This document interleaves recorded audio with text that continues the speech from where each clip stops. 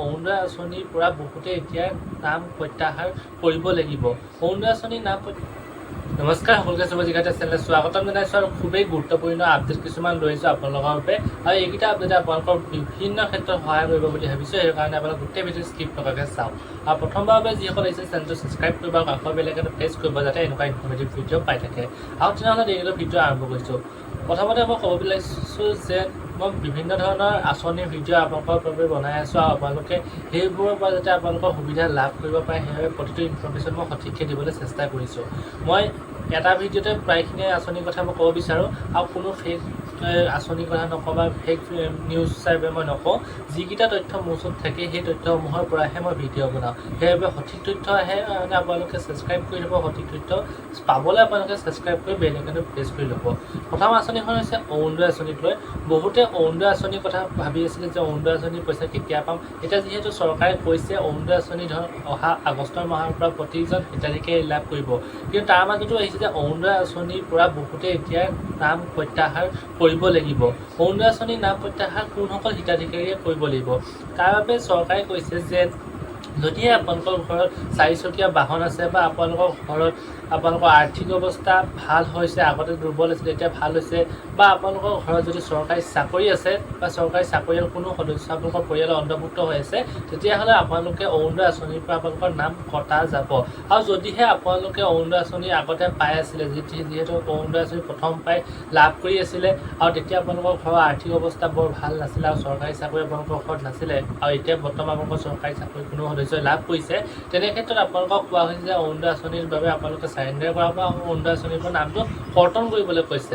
ঠিক তেনেকৈ আপোনালোকে যদি ভেৰিফিকেশ্যন হ'ব, এতিয়া আকৌ নতুনকৈ মাজতে যেতিয়া আপোনালোকৰ অৰুণোদয় আঁচনিক লৈ ভেৰিফিকেশ্যন আৰম্ভ হৈছিলে, ঠিক তেনেকৈ এতিয়া অৰুণোদয় আঁচনিক আকৌ ভেৰিফিকেশ্যন কৰা হ'ব। হয়তো আপোনালোকৰ বছৰৰ শেষৰ ভাগলৈকে বা ছেপ্টেম্বৰ অক্টোবৰৰ মাজত আপোনালোকৰ ভেৰিফাই কৰা হ'ব যে ঘৰে ঘৰে যাব লাগিব। ঘৰে ঘৰে গৈ পেলাই আগতে যেনেকৈ অৰুণোদয় আঁচনিৰ কাৰণে ভেৰিফিকেশ্যন আহিছিলে, ঠিক তেনেকৈ এইবাৰো ঘৰে ঘৰে গৈ আপোনালোকৰ ঘৰত গৈ আপোনালোকৰ ঘৰতো চাব যে আপোনালোকৰ ঘৰত কোনোবা চৰকাৰী চাকৰিয়াল আছে নি বা আৰ্থিক অৱস্থা কেনেকুৱা বা চাৰিচকীয়া বাহন আছে নি।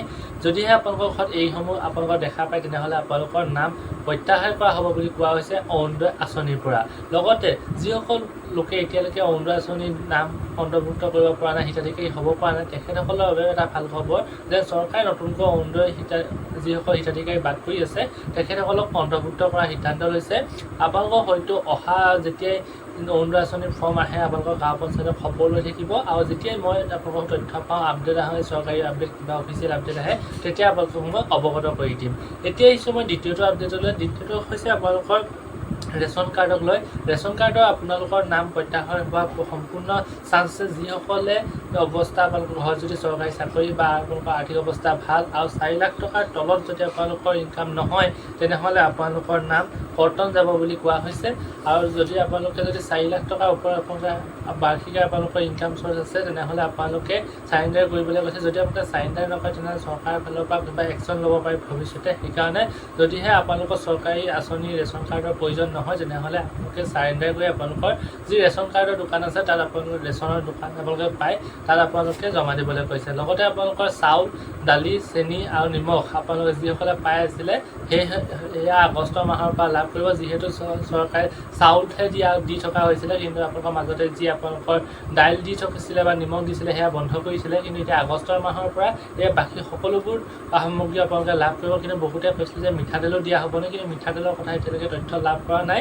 অতি সোনকালে সেয়াৰ ওপৰত আপোনালোকে মই আপোনালোকক সঠিক তথ্য প্ৰদান কৰিবলৈ চেষ্টা কৰিম। লগতে আৰু এটা কথা ক'বলৈ লৈছোঁ, যিসকলে ৰেচন কাৰ্ডৰ বাবে আবেদন কৰিব বিচাৰে, আপোনালোকে ৰেচন কাৰ্ডৰ য'ত আপোনালোকৰ ওচৰ সুলভ মূল্যৰ দোকান আছে তালৈ যাব, তাত গৈ পিনে আপোনালোকে খবৰ কৰিব, তাৰ যোগেদি আপোনালোকে আবেদন অফলাইন কৰিব পাৰিব। লগতে কৈছোঁ আৰু এখন আঁচনিৰ বিষয়ে, যিখন আঁচনি আহিছে জীৱন প্ৰেৰণা আঁচনি, য'ত আপোনালোকৰ ছাত্ৰ ছাত্ৰীসকলে 2500 টকাকৈ লাভ কৰিব। যিসকলে স্নাতক পঢ়ি আছে আপোনালোকৰ তেখেতসকলে 2500 টকাকৈ লাভ কৰিব বুলি অসমৰ মুখ্যমন্ত্ৰী ডাঙৰীয়াই কৈছিলে। এই পইচাটো আপোনালোকৰ লাভ কৰি আছিলে, কিন্তু বন্ধ কৰি দিয়া হৈছিলে যিহেতু ইলেকশ্যন হৈ গৈছিলে মাজতে, সেইটো কাৰণে আপোনালোকৰ বন্ধ হৈ গৈছিলে। কিন্তু অহা হয়তো আগষ্টৰ মাহৰ পৰাই এই আঁচনি আকৌ মুকলি কৰাৰ কথা আছিলে, কিন্তু আগষ্টৰ পৰা নহয়, এতিয়া ছেপ্টেম্বৰ মাহৰ পৰাই আপোনালোকে এই জীৱন প্ৰেৰণা আঁচনি ধন আপোনালোকৰ একাউণ্টত জমা হ'ব। যদি ইমানেই আছিলে, যদি চাই ভাল পাইছে লাইক, কমেণ্ট, শ্বেয়াৰ কৰিবলৈ পাহৰি নাযাব। ছাবস্ক্ৰাইব কৰা যদি ছাবস্ক্ৰাইব কৰিব। আজিলৈ আহিছোঁ, ধন্যবাদ।